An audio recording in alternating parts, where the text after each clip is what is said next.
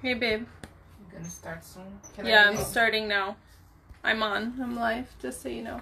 All right. Hello, Sarah.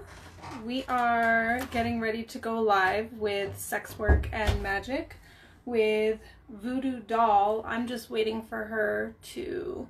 There she is. We're waving at her now. I'm going to try to add her. Send me that request whenever you're ready so I can add you in. All right. Stay tuned. Hey there, Lilith Rose. I'm so glad you were able to make it. Woohoo! It's gonna be a party in here. All right, so here we go. Let's get Miss waiting. Need like Jeopardy theme music right now. Hey, beautiful. How's it going? Look at you, looking all witchy. I like your. Did you grab your glass of wine? I did. Cheers. Cheers. So this is our official Witch's Brew. This is our thing. Much What needed. are you drinking? Do you even know? Framboise. Oh, I don't even know what mine is. I think it's Portuguese. Portugal? This is Maybe. it's a Belgian lambic. It's Hey, really Sarah. Yeah, so, all right. Well, cheers to everybody. Thanks for coming. This is going to be exciting. So this is the first official Voodoo Meaningful Magic collaboration. Yes, I'm excited. I'm super excited. I've actually been waiting for this ever since I found out. Like, I think what's super interesting is that we've known each other for so long. Mm-hmm. Like, what, 15 years? I mean, at least. Okay, so we met in Arizona. Did we meet at Skin or Babes? Which club were you working at? No, it was at Babes. I met you through Jenny. Okay, so it was at Babes. Shit. Holy shit. So it's been... That was like a long time ago. It might have been 17 years ago. I mean, I'm thinking at least that long. But all that time, I've been a practicing witch with no clue that you were also on the path until what, like 3 years ago, maybe? Not even. I think it was like this year. I think we started talking, or last year when I told you about my business, possibly. Yeah, maybe that's like it. Isn't that crazy how the universe just like full circle? Because you and I had even lost touch for a little bit there for a while. So I think that that's super interesting. Well, I'm so glad that we're back in each other's lives and this collaboration is finally happening. So let's jump in. So really quick, I want to, my data warning. All right, guys, we're hoping that this thing doesn't shut down because this phone, I've deleted everything off this phone trying to clear storage for this. Are you recording it? I'm not. It's just live, so fingers crossed. We're just gonna hope that this goes through all the way. If not, we'll reschedule some stuff. But anyways, so when you and I first started talking about putting this whole thing together, and I approached you about like sex work, right, in general, and that's sort of like an interesting term because it's like what is included as being. Oh, thank you, Sarah. So sweet. She says we both look beautiful. Thank you. Thank you. So, what do you define as sex work? And then I kind of want to just clarify what we're defining as sex work as a whole, so like people don't get all politically correct on us. Exactly everything that's included in sex work as a whole, and then I'll explain why I don't feel like that's correct. I love that. Okay. So, for me, sex work is... And I'm talking about consensual between two adult human sex work. You've chosen to be in the profession. You're not being trafficked. You're not being forced. You're not being bullied or pimped. This is like sex work that you've chosen to do. So it's sex positive. It's empowering for you. Like, I'm considering this like a chosen profession. You know what I mean? Like, that's what I'm choosing to describe as sex work in terms of what I want to be talking about in this show. And for me, that includes everything from girls who've chosen to be strippers, be escorts, cam girls, porn, prostitutes, anything that you is sex positive. I mean, a professional cuddler, that could be considered sex work, depending on your definition of what sex is.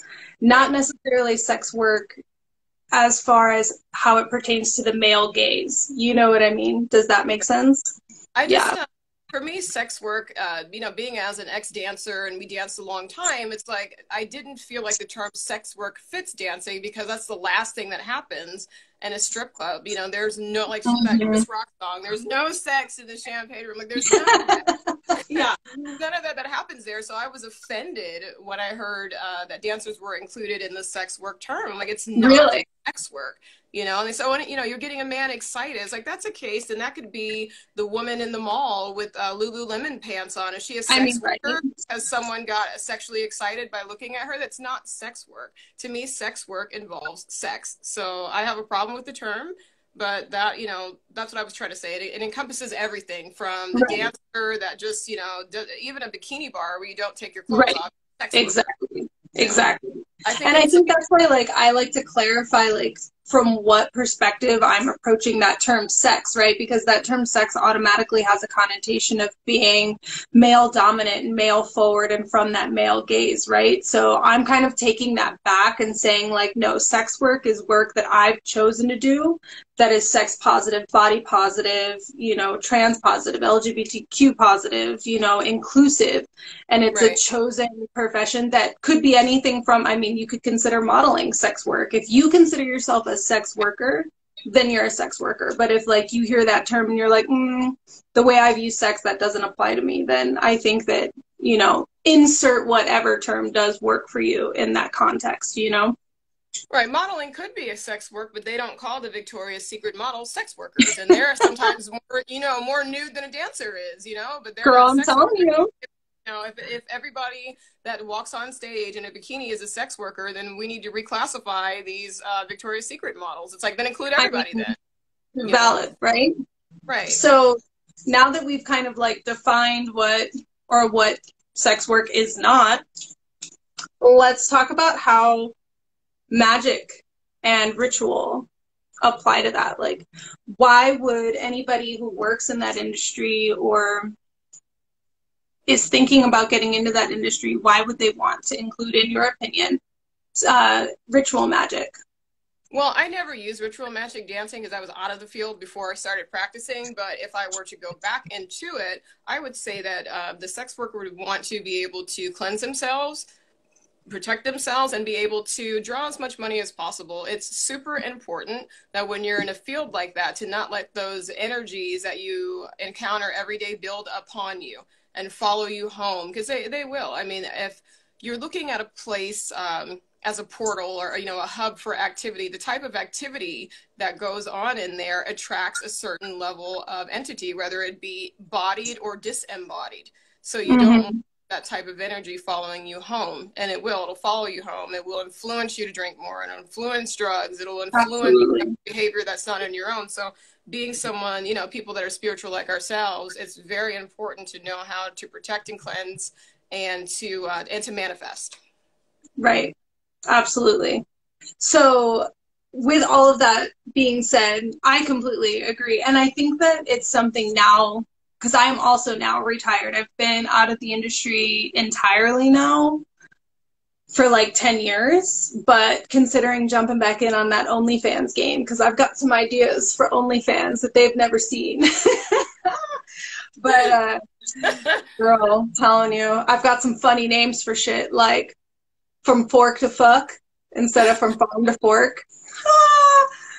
You could do a lot of things with that. But meanwhile, I wish that I would have known then things that I know now about the ability to cleanse myself, the ability to manifest money and abundance and even attract customers or the big spenders, or even to realize what I was doing unknowingly, like walking onto the floor and how I could just like know, like, pick from the sea of guys and be able to feel that energy to know where to go. I didn't know at that time that I was incorporating my craft into my job. So I think that being able to give this advice, like the spells you're going to be able to give and the advice that you're giving, so important. So if there are any of you out there that are watching that are in the industry, considering getting in the industry, or in it and not enjoying it, not getting what you want out of it, not feeling lucrative, like this is for you. You should be watching this because this is advice from people who who have done it for way too long, did it for way too long.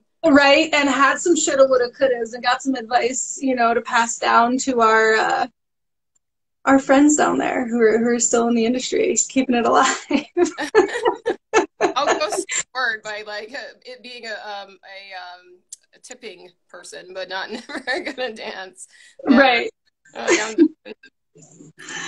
So I had some DMs. So as I was posting that we were gonna put this up, I had some of my followers sent me some really interesting questions, and I was going to send them to you in advance and like let you prep answers, but I kind of thought that this would be a fun experiment. So I'm just going to throw some viewer questions out there to you and just kind of see what your natural go-to is. Like no right or wrong, but just like advice from Voodoo. What would Voodoo do? All right, so this person just said, what's the difference between, or what similarities are there, or differences between being a witch and being a dancer? I'm assuming they mean stripper. So do you see similarities in the professions? Similarities between being a witch and a dancer? Yeah. Not really sure. Like I would say the similarities, because as a dancer, it's like I don't really think there are any similarities because as a dancer, honestly, you're so unconscious. The only thing you're thinking about is money. I want money. I want to leave out of here with a lot of money tonight. And when you're thinking of want, you're always going to want. So a witch doesn't think about want, a witch manifests. So I don't really think that there are similarities between the profession of dancing and witchcraft, because witchcraft, you're highly enlightened. That's why I'm a witch now and was not a witch and a dancer, because I was not enlightened then.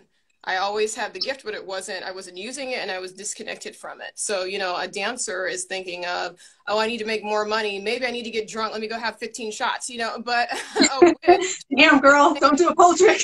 Right, you know, exactly. And then nail it, you know, it's like, but a witch is thinking, I'd like to make more money this month. I'm going to manifest. I'm going to do a ritual. I'm going to, you know, plan out the planet. So I don't think there's any similarities between a dancer and a witch, because it's just one is usually not completely awake and empowered within their craft of dancing, and the other one is.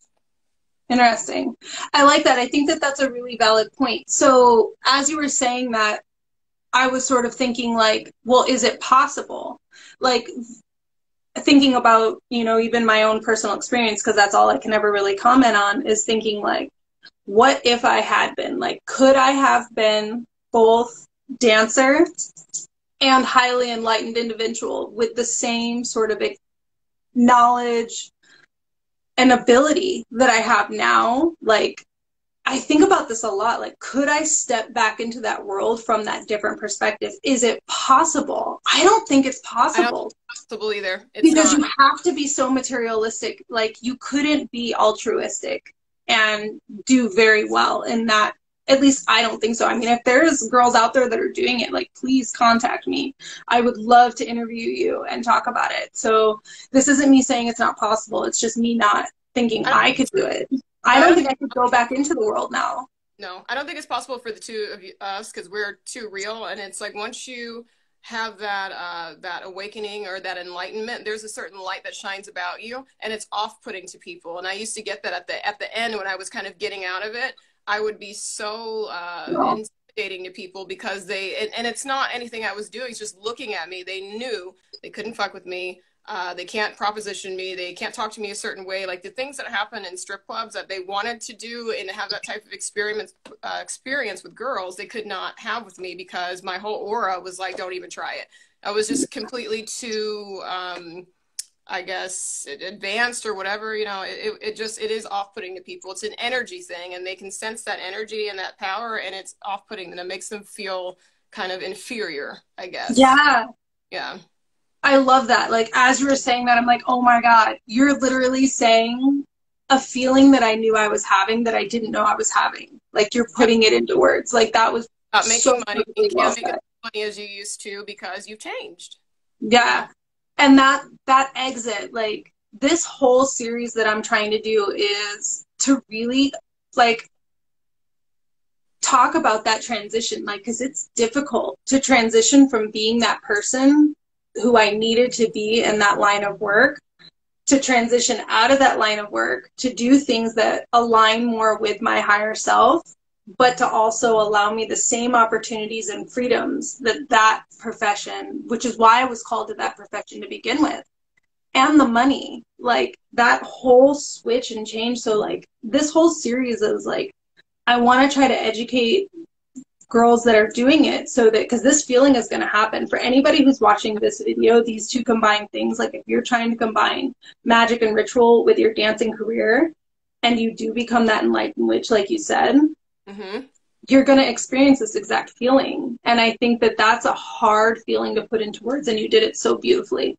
It doesn't even have to be dancing, though. Thank you. It doesn't even have to be dancing, though. I mean, honestly, when I wasn't dancing anymore, I went into restaurant management, and my soul was there too. So it was the same thing. I had an awakening. I was no longer getting along in work. I was depressed, you know, getting in arguments with clients and my employees and stuff like that. And it was like, you know what? I just don't fit here anymore. My vibration is vibrating higher than this level of service. I'm here to serve, but when I was born into this, you know, this body and with this mission, it wasn't to serve French fries. You know, Right. It was to serve.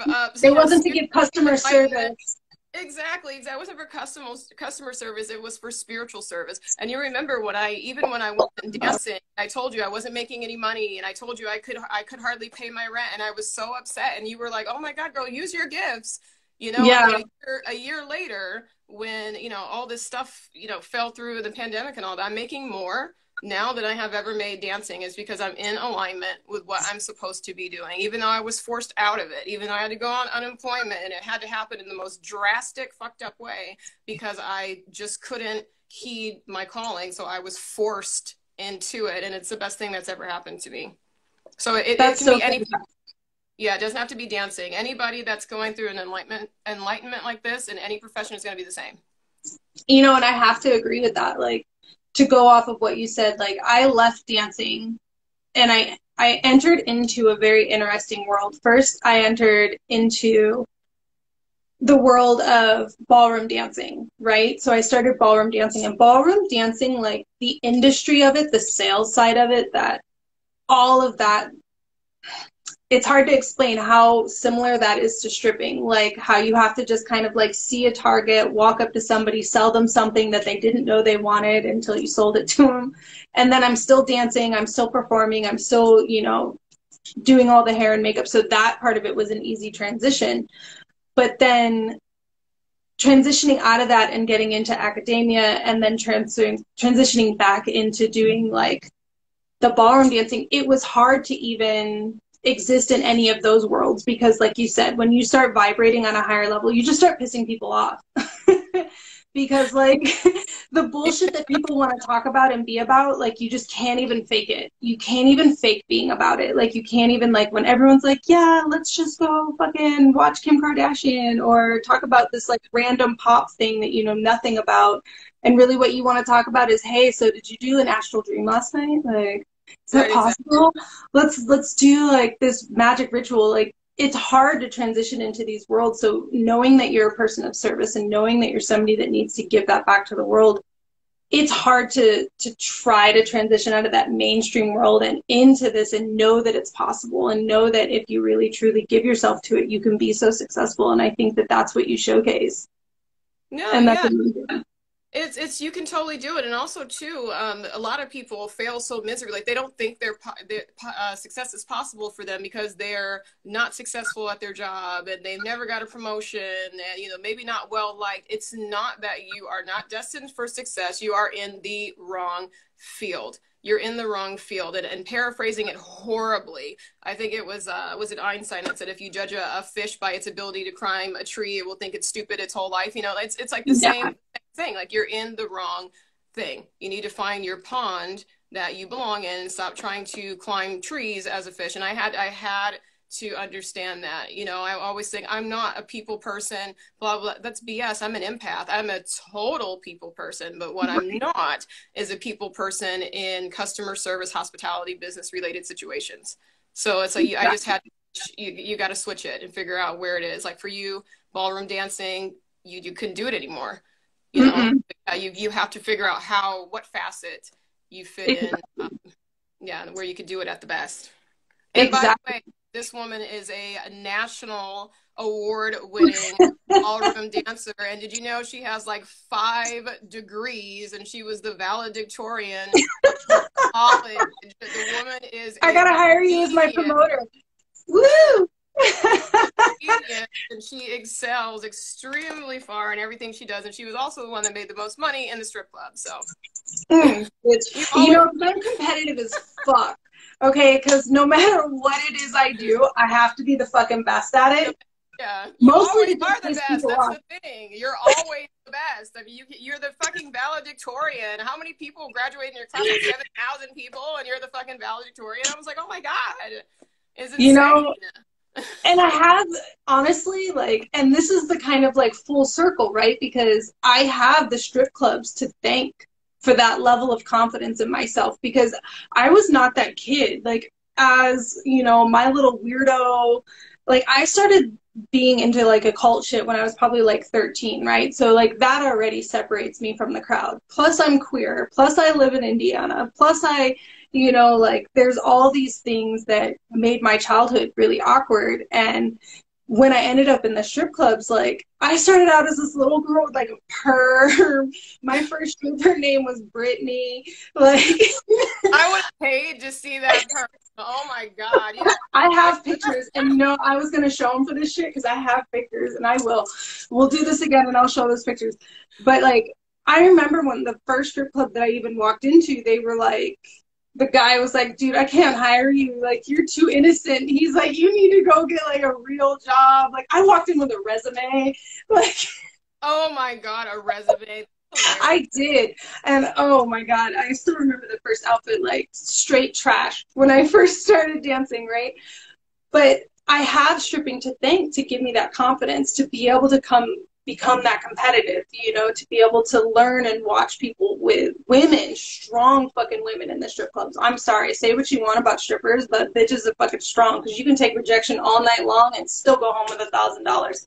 So good for you, ladies, you know. But to be able to build that confidence as a strong woman, like, allowed me to be able to feel like, okay, if I can be confident and sell people like me, like, once you've had to sell yourself, that's the one thing that you have to sell, the one talent you think you have, and then you just do really good at it, then you feel like, okay, what else can I do?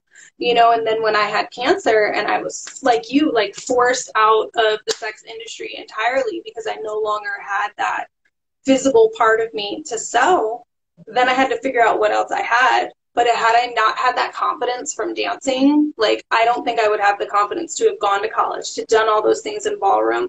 And now to also, like you, from scratch, start a spiritual guidance business, you know, a magic business for hire, a tarot business for hire. Like, what a terrifying industry to try to go into, you know, again, so not mainstream. So what advice, like, on that route, like, since you're doing it too, like, what advice do you have to offer to, you know, like, Lila, she said she's going through all this too, you know, like, what advice would you give to somebody who's exiting one industry, be it the sex industry or any other industry like we talked about, and now trying to enter into this, like, spiritual, magical, metaphysical world? Well, first of all, don't tell anybody your plan and keep it to yourself, because if I'm honest to God, the naysayers, if the first thing that you want to do is admit to yourself what you want to do, your goals and everything like that. But don't tell your family and everybody else. You want to hear somebody laugh hard, tell them that it could be your fucking mom. I'm going to go into the occult business and I'm going to do witchcraft for a living. My mom would have spit her drink out and started laughing until she saw the money that I was bringing in. And, then when they see the results, then they're kind of like, oh my God, how are you making this much money? And you can start explaining to them, and it's already in your psyche and everything that you're successful because you are successful. You don't want to kill your dreams before you achieve them. So don't tell a damn person anything about what you're going to do, and then start studying your craft, figuring out website layout. If you can't figure out GoDaddy, it's so simple. Figuring out a website, hire somebody.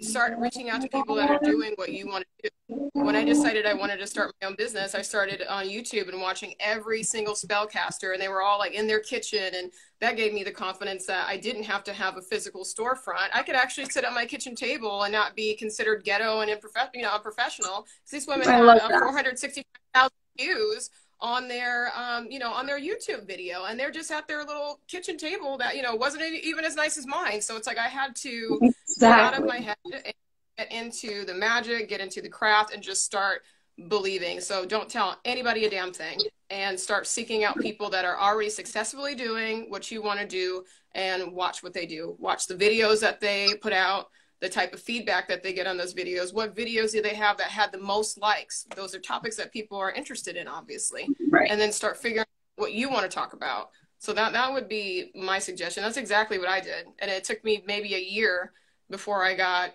even noticed in the YouTube search bar because I didn't have enough views. And I looked, and one of my video had almost 6,000 views. I almost fainted because I wasn't even keeping. I was like, oh my God, 6,000 views. My head was so big, I could hardly walk that day. I had to take a day of rest. I couldn't even get my head off the pillow. I love that though, because that's so real, and that I think is the important thing that I want to portray. Like, I'm not coming in this like trying to pretend like, hey, you guys, I'm the best. I've been doing this shit forever. I have 6,000 clients, and I'm making $100,000 a year. Like, this is me, somebody who's starting like straight from the bottom, and that's what I love about hearing like your story. And like when you and I have talked just before, like in our own, someone asked, how long have you been in your craft? In my crafts, I've been doing it professionally for about 4 years, but I've been like you, kid, 13 years old studying it. Yeah. So like 4 years, that's not very long. No. But it's also a long time because it took you a long time to like, you're just now getting that ball rolling where like you're consistently making money in your craft. And that I think is important for people to hear, because we're like live in this like instant gratification society. Like even when I do spell work for people and they're like, it didn't work, I'm like, it's been 5 minutes. Right, like, exactly. Calm down.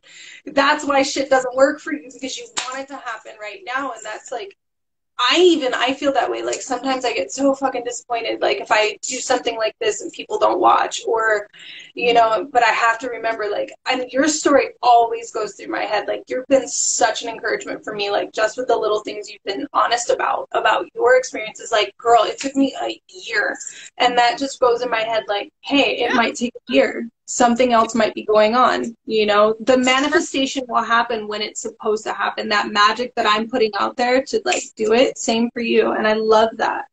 I love that it's working for you so great. You and I talk like hours a day anyway, but it's serious. Like, honestly, I swear, I told you the last time when you were talking about like likes on your video or views or whatever, I'm telling you, girl, like I will get 0 likes on my YouTube video, but I see that 1,000 people watched it. Not one like, doesn't matter.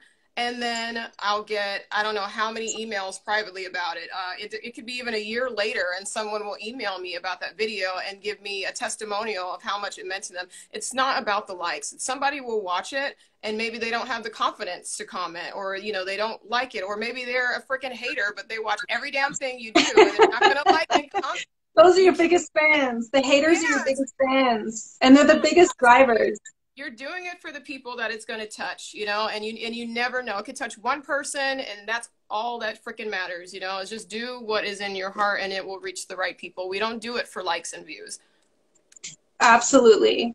I love that. And I think that is like the perfect statement for that, is remembering why you're doing it. Like, are you doing it the business will happen. Like money will come because people will see your authenticity, right? Like they'll see that, okay, this isn't somebody who just put up a trendy video, you know, like I actually appreciate homemade style videos on Yeah. YouTube so much more than the ones that have like the flashy things. And I'm like, oh my God, like clearly you're paying somebody to tell you how to do this like the right way versus just being like authentic and doing it from a place of like, maybe I'm not doing it right, but this is how I do it. And I love those videos. Somebody asked a question. It says, what Oh, if others are trying to block your success or block your path using magic because they're envious? How do you deal with that? I don't worry about anybody blocking my path because nobody can block your path. Your path is your path. People can do the darkest magic on the planet on you, and it's still not going to affect you. If you are protected and you protect yourself, which is, you know, I don't even care if it's a prayer of protection. If you're just asking your ancestors to protect you and to watch your back or whatever, nobody's going to affect me magically ever, period, end of story. love that. And I have to say, I agree with that too. Like, I'm from the school of thought, like that's just how I operate is like if I'm, and you and I have talked about this, like if I'm vibrating on a different frequency, you can't Exactly. even, you can send me all the hate you want. Like if you're talking about like other people in the industry like trying to block you because they feel like there's not enough success at the top, that's bullshit. They're just so closed-minded. They think that you're competition. Like none of us are competition to each other. Like the whole point of this is that we try to get all of us on that same frequency. Like I'm trying to make my job obsolete by like the people who I'm trying to help. Like I'm trying to make it so you understand how to do magic yourself and eventually you don't need me. And then you Exactly. can go off and help somebody else. And then as a collective, we all start vibrating higher and we are not competing. Like if I'm making money, great. You're going to make money too. We all are. Mm-hmm. Exactly. Yeah, There's enough force to go around. So yeah, I don't even subscribe to that. It's not a concern of mine at all. exactly. Love that. So it is 8:34 and I know we get kicked off at like 59 minutes. And I know Mm-hmm. you have some spell work that you want to show these ladies or any gender. I'm sorry. I just totally genderized that. And me of all people knows better. So anybody in Right. the industry. Um, so yeah, so let's I show just them some magic they can do to draw some, you said to draw in money, right? That was your spell word? so what I have, I didn't do like a magic spell because I know we only have a few minutes. So what I did is I just got compiled some ingredients. So you can basically do a money drawing oil out of the things in your kitchen. Some of the stuff I know you have. If you don't have it, it's very easy to get. Money drawing oil is something that you're going to anoint your money with or talismans with. By a talisman I mean something that maybe is dear to you that you think attracts you money. So if it's going to be actual money, then you would anoint your money. So what I do is if I were dancing, like at the very end when I went back to dancing for a little bit, I did like anoint some money with the money oil. So what I would do is take real money. I would never want to go to work with my bag empty. And that's funny because that's a form of like witchcraft. And I wasn't even doing witchcraft then. I never went to work without money in my wallet. And even today, I never have less than $100 bill in my actual wallet. So what I would do is I would take, you just want to take olive oil.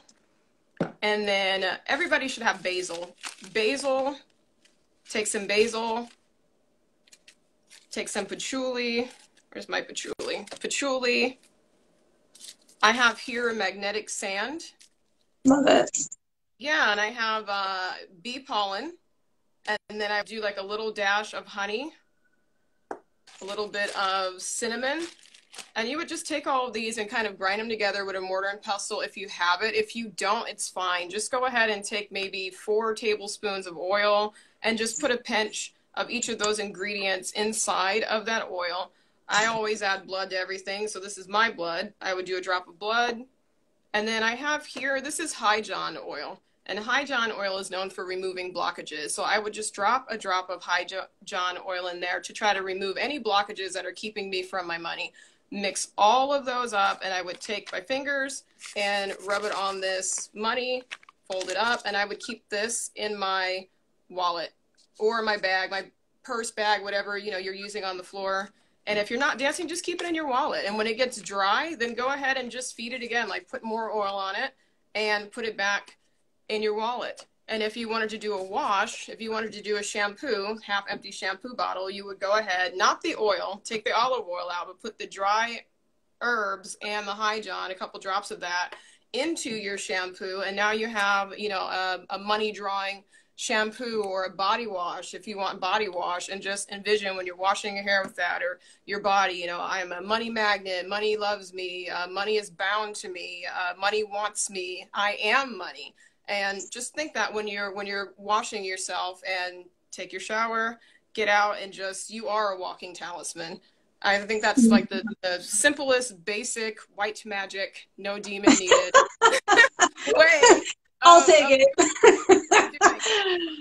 Yeah, no, I love it. That's fantastic. And you answered a question I was going to ask, was like, because there might be people watching this or who might pick this, you know, this video up, you know, years from now, that's just getting into magic, and they might not know, like, okay, so I'm doing all these things, but what am I supposed to be thinking, or what am I supposed to be doing while I'm doing these things? Because I think that intentions are the most important ingredient.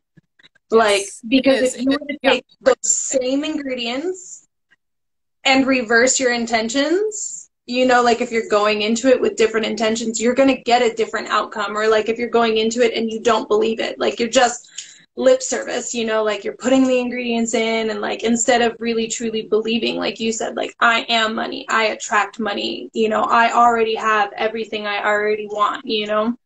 Don't say want, like I want money. That I have it, yeah. You're charging that whole bottle with I want money, and you're always going to be wanting it. So wanting, exactly. Like I have it. Yeah, exactly. Exactly. That's all I got on this end. Oh my God. So somebody just wrote law of attraction, and I know your feelings on law of attraction. So that's like the only thing I believe in. I hate karma. When people say, oh, karma, I'm like, no, it's the law of attraction. Yeah, exactly. And I think but people don't, that linguistic side of it though, the ambiguity that's inside of language that's built in, especially in our Anglo-Western culture, like there's a subversiveness in our everyday language, like the way that we talk about ourselves, the way that we talk about our wants, our needs, our haves. And I think that when we put that same subversiveness into our spell work, and we end up not getting the outcomes that we should have gotten had we gone into it, like you said, instead of saying, I want it, but I have it.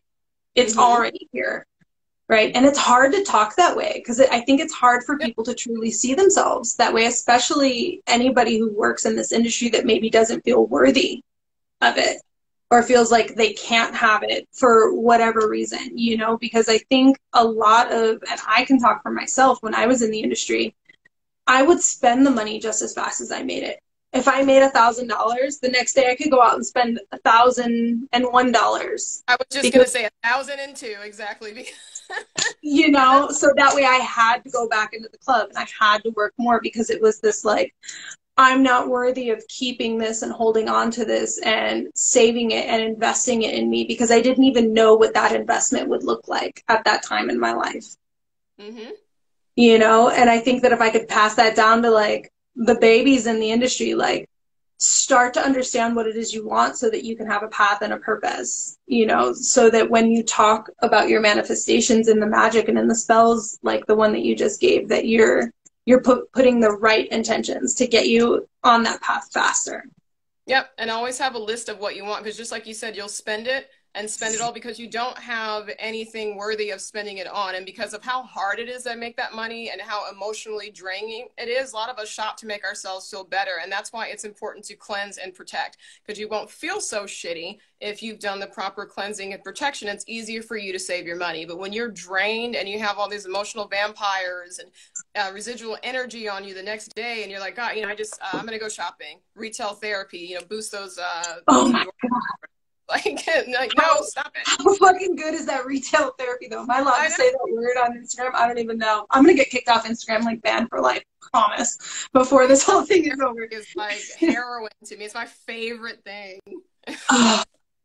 I'm telling you. Somebody just said, so you have program your mind. The universe doesn't the difference, I think, doesn't know the difference between true or false. And, you know, the universe knows the difference. You know, it doesn't, I know what they're trying to say. It doesn't, whatever you say is reality. So if you exactly say, you know, I'm a worthless piece of shit, the universe is like, yes, you are. If you say, right, and then that's the path you go on. The universe says, yes, you are. Yeah, exactly. The universe responds to your command. It doesn't have a conscious thought of if you are or you're not. So I agree with what she's saying. I love that. Yeah, no, that I definitely agree with. Like, the universe understands what you've chosen because then it adapts to what you have said. Exactly. All right, so let's see. I want to see if there's any of these other questions that I want to answer. I have a quick spell that I'll do too, but I'll do it after. I want to see if there's any more questions. I wrote them all down because I was like, I'm not going to know how to switch back and forth on my phone. I'm going to end up hanging up.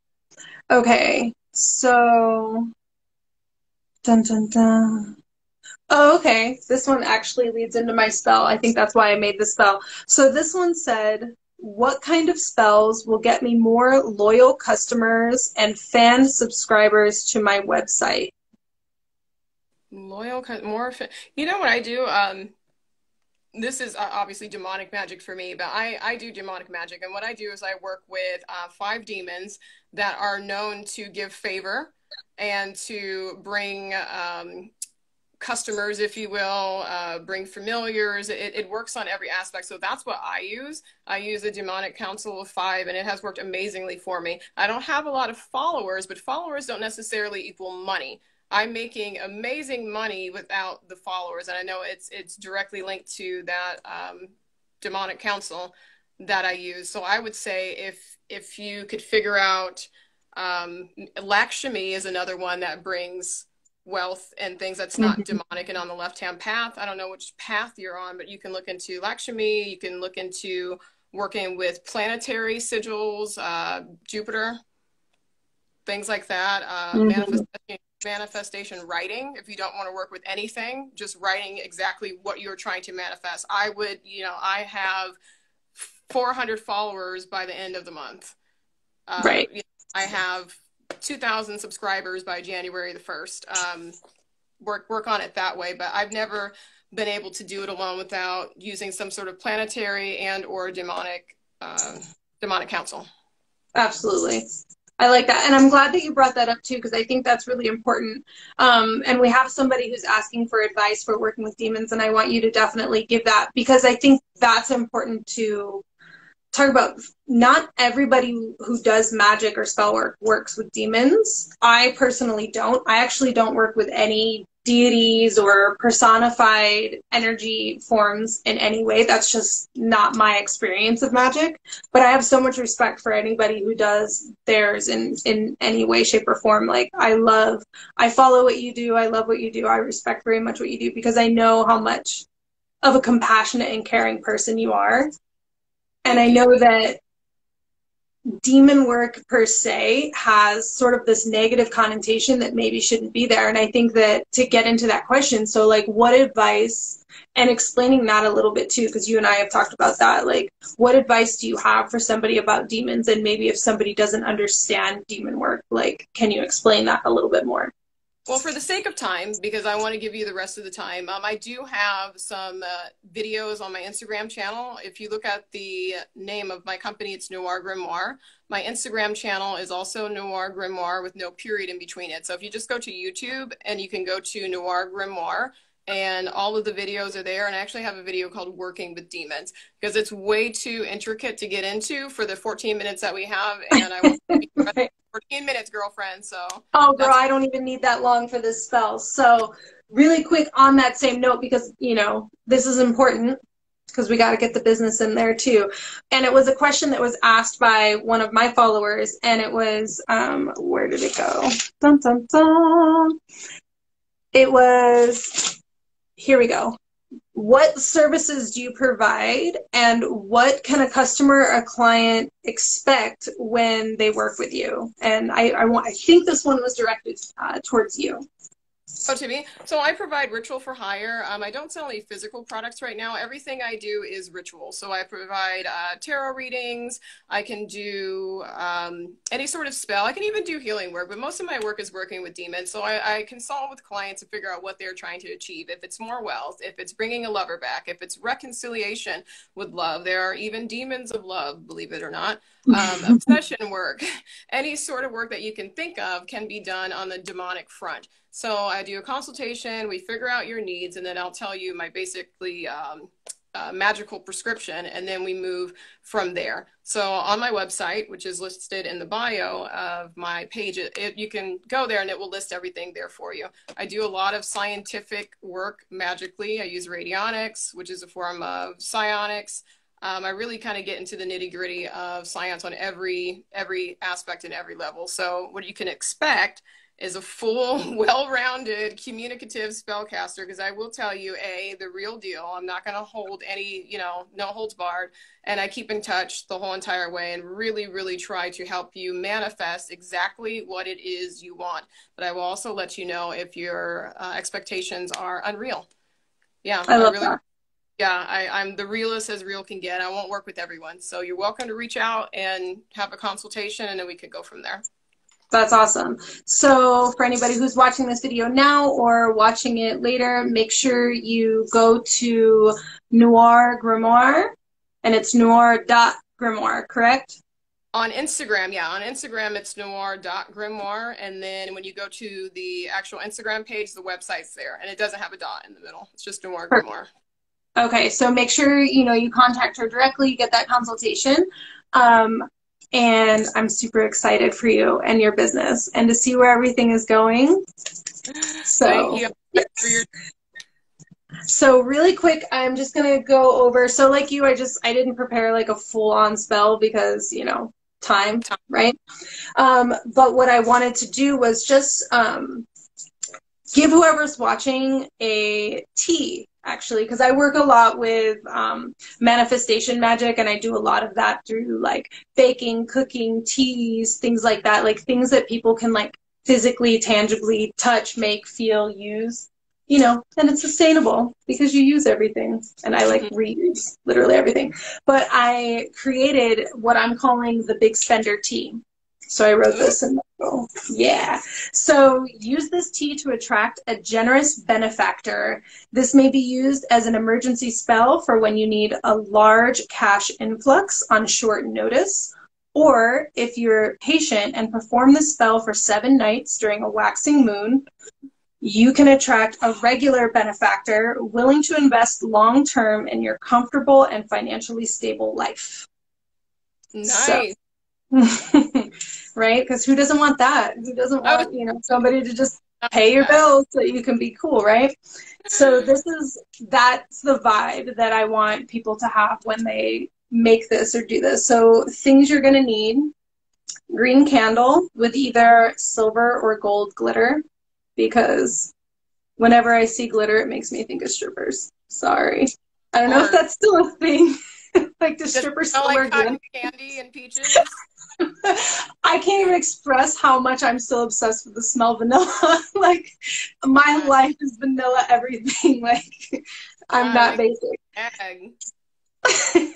So you're going to need some water, spring water, preferably. I think that wine is kicking in, girl. You're going to need a citrine crystal, just a small one, tiny one, and an aventurine, small, little tiny one. You're going to put that in the water. You're going to chop up some mint, and you're going to put that in the water. You're going to do a little dash of cinnamon. See how I got this all like laid out? I feel like the Martha Stewart of spellcasting right now. I know, and I held up a Ziploc bag. Right? God, I'm like a little Rachel Ray. Like a little EVOO. How does she say it? Right? You're all in there. I'm like, I don't know what the hell I am. Right? Girl, look at this. I'm all like, look at my little, on my altar, right? Okay, so you're going to need some ginger. Look at that ginger. And then what you're going to do basically is you're going to combine this all in your water, and you're making a tea, so make it to taste. So don't go like crazy with any of the ingredients. A little goes a long way, but make it however you like it. And then you're gonna need your Ace of Pentacles tarot card. I was gonna do a tarot reading, but my energy was all off from being at the farmer's market, so I was like not trying to mix that in. So here's your tarot entry into this. When you make the tea, set your tea on top of the card to charge from the Ace of Pentacles, because this card's all about material wealth and manifestation and attracting abundance into your life. And you're going to charge that for 5 minutes, and then you drink the tea. And you can do that from 1 night to 7 nights, but not more than 7 nights, like in like a 3-month period, because otherwise you're being too much. You need to calm down. Right. I love that. I love that you use the tarot cards to charge your magic too, because I do a lot of tarot card magic like that as well. We'll lay tarot cards out with my spell, so that's excellent. I love that. I love that. See, Yeah, we're connected on so many levels, and I just love the more that like we start to connect more through this magical realm, because it's hard to find other people that you can truly, truly connect with, like on not just a professional, but like also a friendship level, and to have that like family in this. So I really appreciate you, and I love being able to do this with you, and I hope that this does become a regular thing, and I can't wait to see your business just blow up and you're like on the cover of Witch magazines or however it goes.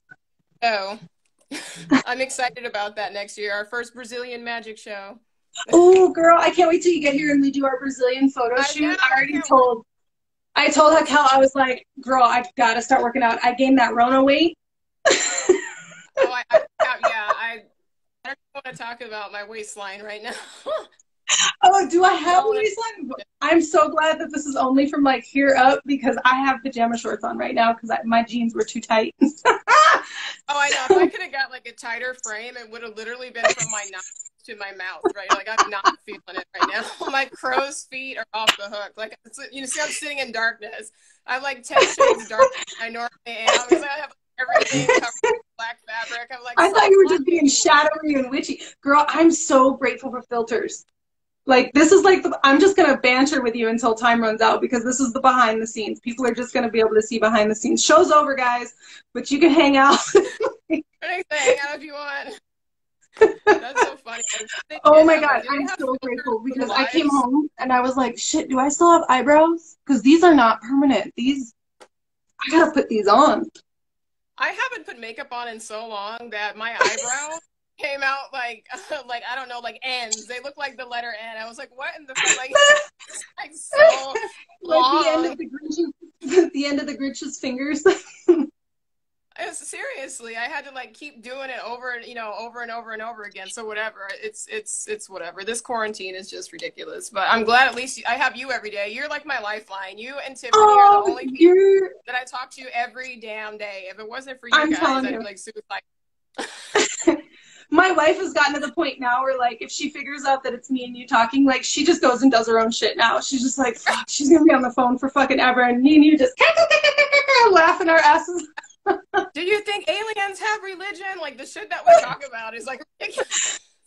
I swear to God, I wish that like there was a way that we could do a live, but like, and I'm sure there's a way, and if you're a text nerd, of just our text messages, because this shit, like, we'll just be like, hey girl, how was your night? So I've been thinking about the quantum physics of conspiracy theory number 5. Like, what the fuck? It's ridiculous, you know. It's crazy. It's so important to have a friend, like you said, in the magical field that you can rely on, that's not judgmental, and somebody that you can tell everything to. And when your magic starts manifesting and it manifests wrong or whatever, somebody that you can confide in, like you. I told you when I almost killed that person with that bad black magic spell, and I was like suicidal about it. I had to talk to somebody about it, and you were the first person I called. I said, if you had judged me for what I did and the fact that I went wrong, I would have just died, because you're the only person that I could have confided in that, you know, would have been able to talk me off the ledge, and you helped me, you know. And now the person is fine, by the way, viewers. He did not die, but it was touch and go there for a fucking minute. It was close. Yeah, it was close. It was. And I wanted to. sorry if I keep looking down. I'm just like, because I love fucking talking to you. I could talk to you forever. I wish this live could just go on for 24 hours because we could just sit here and fucking drink and smoke a joint. And sorry if I'm promoting that. Oh God, if there's like kids watching me, I'm sort of a good role model most of the time. I mean, I am, right? I don't know, but I don't care. But like I'm so glad that like you brought that up though, because I want to do a full episode with you about like magic gone wrong, like because these bitches like I'm sorry, but sometimes this little baby drama like talking about like TikTok witches hexing the moon and I'm like, are we really, is this like the gossip column for witches, like is this the Gaily Prophet, like what the fuck is this? Like, I don't know how to talk, but I'm familiar. It sounds stupid, but yeah, it's not a joke. Magic is not a joke, and a lot of people do it thinking it's not real. And because they don't see the results immediately, they figure nothing worked. And then, you know, a year later, something horrific happens to someone in their family. The person gets cancer, you know, or kidney failure that's irreversible just out of the blue when they were seemingly healthy. Well, bitch, you know, you curse that person. And you do not have to do a spell to curse someone. You can curse someone with a thought. Have you know, somebody pisses you off and you think in your head, you know, just die, bitch. And then, you know, 2 years later they do. That thought, that could have ignited that right there. You know, like thoughts are spells, words are spells. You know, you do not have to be a witch to spell someone. You can just think one shitty thought and curse that person. It's true, because that's the collective energy. Like the one night that you and I were talking about that, like I'm writing my fucking, because I'm that nerdy witch bitch who gets a fucking PhD in some shit, right? Because that's, and by the way, she has a degree in linguistics, by the way, when she was talking about, I'm like, you're showing your educational privilege. I'm offended. Stop. I know, right?